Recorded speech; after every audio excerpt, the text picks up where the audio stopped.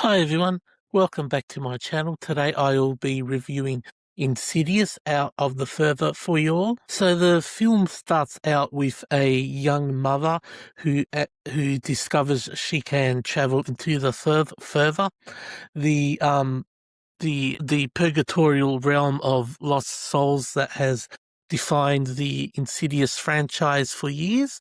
When something evil comes after her, she realizes she can bring what lives there back into the real world. Once the demons figure out her power, our world becomes their playground. That's the core promise of Insidious Out of the Further, and it delivers a solid, if imperfect, continuation of the series. Sorry. So when I first saw the trailer, I immediately thought that it showed too much and gave most of the good parts away. That feeling is entirely wrong. The marketing does spoil a fair amount of the striking imagery, also the key setups, and even some of the tone. You walk in already knowing several of the visual and scary highlights, but once the movie actually starts, it becomes clear there's still a lot more going on beneath the surface. The trailer can't fully convey the slow burn atmosphere or the way the dread accumulates across greater stretches.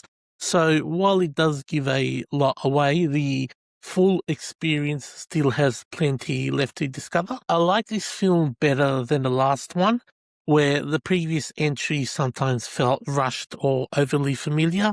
Out of the Further takes its time. The slower pace is a genuine strength here.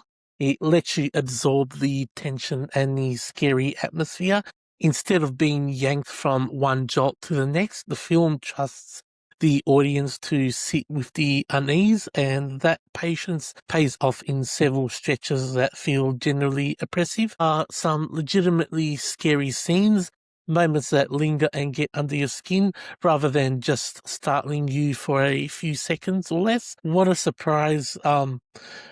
What surprised me most and what I really appreciated is how few jump scares there are. The movie leans into sustained dread, eerie sound design, and unsettling imagery far more than cheap shocks, and that approach works in its favor.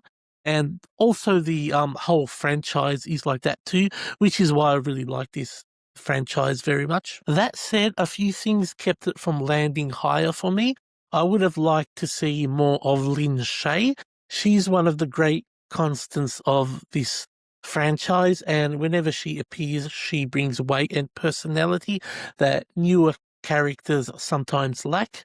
Her role here feels a bit limited, and the film could have benefited from giving her more room to work. The end sequence also goes on for far too long. What starts as an intense climax begins to lose momentum as it stretches, and the prolonged payoff dilutes some of the tension for me, and also that had been carefully built. I also found myself wanting more scenes of the ghosts and demons actually emerging into the real world, real world, rather than staying in the further astral plane. The further sequences are atmospheric and well crafted, but the franchise has always been at its most unsettling when the threat invades everyday spaces like bedrooms, hallways, and ordinary rooms. Those real world intrusions hit harder, and I wish the film had leaned into them more instead of spending so much time on the other side. There's also a few characters that are introduced in the movie. The characters are neighbors. I would have liked if the film explored those characters more as well.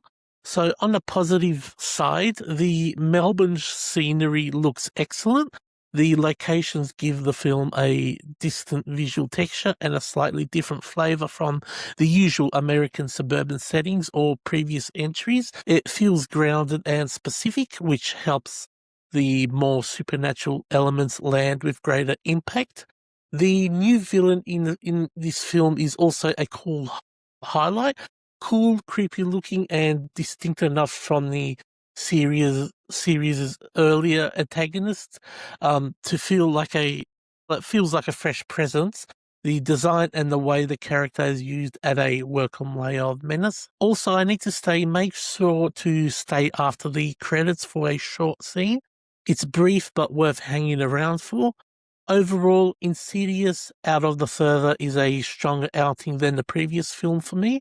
The slower pace, reduced reliance on jump scares, and solid atmospheric work make it more engaging than expected, even if the limited lens is drawn out. And also the final is, it's sort of like I said previously, I would have liked it if the ghosts came into the real world instead of staying in the astral realm, because a lot of, with the previous movies, it's very similar to how those movies ended as well.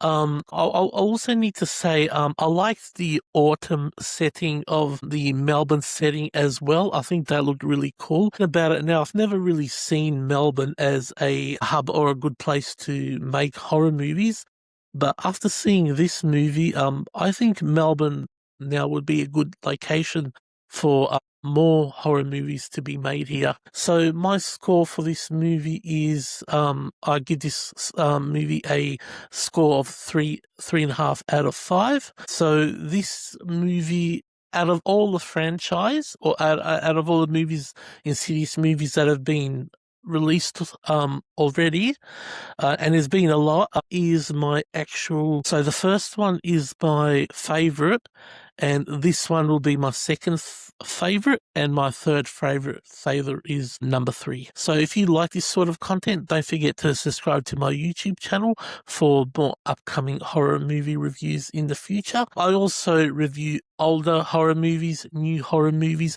and have recently started to review non-horror related movies also. But my main focus for this channel is because I mostly watch horror movies.